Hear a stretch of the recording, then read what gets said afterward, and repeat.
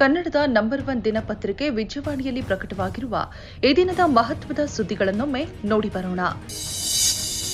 ಕಳೆದೆರಡು ವರ್ಷದಿಂದ ಉತ್ತಮ ಮಳೆ ಬಾರದೆ ಕೈಸುಟ್ಟುಕೊಂಡಿರುವ ಅನ್ನದಾತರಿಗೆ ಈ ಬಾರಿಯೂ ಬರ ಸಿಡಿಲ ಆಘಾತ ತಟ್ಟಿದೆ. ಕೆರೆ ಕಟ್ಟೆಗಳು ಬತ್ತಿದ್ದು, ಕೊಳವೆ ಬಾವಿಗಳು ನೆಲಕಚ್ಚಿವೆ. ಕೆಲವು ಜಿಲ್ಲೆಗಳಲ್ಲಿ ತೋಟಗಾರಿಕೆ ಬೆಳೆಗಳು ಬಿಸಿಲಿಗೆ ಒಣಗ್ತಾ ಇವೆ. ಇಂತಹ ಸಂಕಷ್ಟದ ಸಮಯದಲ್ಲಿ ಮುಂಗಾರು ಆರಂಭಕ್ಕೆ ದಿನಗಣನೆ ಆರಂಭವಾಗಿದೆ. ಆದರೂ ಬಿತ್ತನೆ ಬೀಜ, ರಸಗೊಬ್ಬರಕ್ಕೆ ಬೇಡಿಕೆ ಕುಸಿದಿದೆ.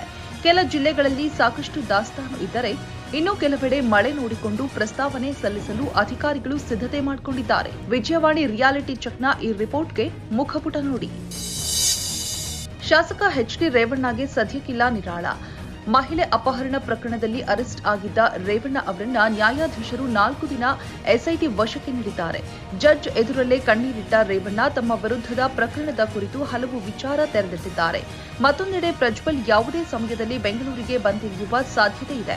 ಇನ್ನು ಪ್ರಜ್ವಲ್ ಪ್ರಕರಣದಿಂದ ಬಿಜೆಪಿ ಜೆಡಿಎಸ್ ಮೈತ್ರಿಗೆ ಯಾವುದೇ ಆತಂಕ ಬೇಡ ಎಂಬ ಸಂದೇಶ ಬಿಜೆಪಿ ಹೈಕಮಾಂಡ್ ರವಾನಿಸಿರುವುದಾಗಿ ಹೇಳಲಾಗ್ತಾ ಇದೆ. ಈ ಕುರಿತ ಸಮಸ್ತ ವರದಿಗೆ ಇಂದಿನ ಸಂಚಿಕೆ ಓದಿ.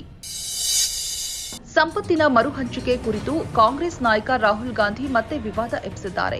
ಕಾಂಗ್ರೆಸ್ ಅಧಿಕಾರಕ್ಕೆ ಬಂದರೆ ದೇಶಾದ್ಯಂತ ಯಾರ ಬಳಿ ಎಷ್ಟು ಆಸ್ತಿ ಇದೆ ಎಂಬ ಆರ್ಥಿಕ ಸಮೀಕ್ಷೆ ನಡೆಯಲಿದೆ. ಬಳಿಕ ಜನರೇ ತಮ್ಮ ಜನಸಂಖ್ಯೆ ಆಧರಿಸಿ 50% ಪಾಲು ಕೇಳುವ ಸಮಯ ಬರಲಿದೆ ಎಂದು ರಾಹುಲ್ ಹೇಳಿದ್ದಾರೆ. ಲೋಕಸಭೆ ಚುನಾವಣೆ ಹೊತ್ತಲ್ಲೇ ರಾಹುಲ್ ಹೇಳಿಕೆ ಬಿಜೆಪಿಗೆ ಮತ್ತೊಮ್ಮೆ ಅಸ್ತ್ರವಾಗಿ ಸಿಕ್ಕಂತಾಗಿದೆ. ಈ ಸುದ್ದಿಗೆ ಮತಭಾರತ ನೋಡಿ. ಲೋಕಸಭೆ ಚುನಾವಣೆ ಭರಾಟೆ, ಸಾಲು ಸಾಲು ಚುನಾವಣಾ ರ್ಯಾಲಿಗಳ ನಡುವೆಯೇ ಪ್ರಧಾನಿ ನರೇಂದ್ರ ಮೋದಿ ಭಾನುವಾರ ಅಯೋಧ್ಯೆಯಲ್ಲಿ ಮತಬೇಟೆ ನಡೆಸಿದರು. ಮೊದಲಿಗೆ ಅಯೋಧ್ಯೆಯ ರಾಮ ಮಂದಿರಕ್ಕೆ ಭೇಟಿ ನೀಡಿದ ಮೋದಿ ಬಾಲರಾಮನಿಗೆ ವಿಶೇಷ ಪೂಜೆ ಸಲ್ಲಿಸಿದರು. ಬಳಿಕ ಸುಗ್ರೀವ ಕೋಟೆಯಿಂದ ಲತಾ ಚೌಕ್ವರೆಗೆ ಭರ್ಜರಿ ರೋಡ್ ಶೋನಲ್ಲಿ ಭಾಗಿಯಾದರು. ದಾರಿಯುದ್ದಕ್ಕೂ ಸಾವಿರಾರು ಜನರು ನಿಂತು ಪ್ರಧಾನಿಯನ್ನ ಸ್ವಾಗತಿಸಿದ್ದು ವಿಶೇಷ. ಈ ಎಲೆಕ್ಷನ್ ಸುದ್ದಿಗೆ ದೇಶ ವಿದೇಶ ಪುಟ ನೋಡಿ. ಪತಿ ಮೇಲಿನ ಸಿಟ್ಟಿಗೆ ಹೆತ್ತಮ್ಮನೇ ಕರುಳ ಕುಡಿಯನ್ನ ಕೊಂದ ಕಥೆಯಿದು. ಪತಿ ಜೊತೆ ಜಗಳವಾಡಿದ ಗೃಹಿಣಿ 6 ವರ್ಷದ ಮಗುವನ್ನ ಮೊಸಳೆಗಳಿರುವ ನಾಲೆಗೆ ಎಸೆದು ಬಂದಿದ್ದಾಳೆ. ಕೋಪ ಇಳಿದ ಬಳಿಕ ಅಕ್ಕಪಕ್ಕದವರಿಗೆ ವಿಷಯ ತಿಳಿಸಿದ್ದಾಳೆ. ಆದರೆ ಅವರ ಯಾವುದೇ ಪ್ರಯತ್ನ ವರ್ಕೌಟ್ ಆಗಿಲ್ಲ. ಈ ಸುದ್ದಿಗೆ ಇಂದಿನ ಸಂಚಿಕೆ ನೋಡಿ. ಅನುಷಾ ರೈ ಕನ್ನಡದ ಭರವಸೆ ನಟಿ.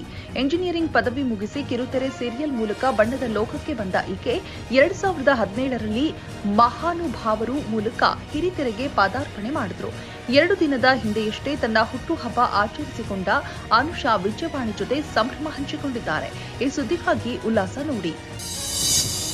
ಇವಿಷ್ಟೇ ಅಲ್ಲ, ಮುಂಜಾನೆ ಮಾತು, ಅಂತರಂಗ, ಭವಿಷ್ಯ, ಮನೋವಿಕಾಸ ಕಾಲಂಗಳು, ಕ್ರೀಡೆ, ಸಿನಿಮಾ, ದೇಶ ವಿದೇಶಗಳ ಭರಪೂರ ಸುದ್ದಿಗಳ ವಿಶೇಷಗಳಿಗಾಗಿ ವಿಜಯವಾಣಿ ಓದಿ.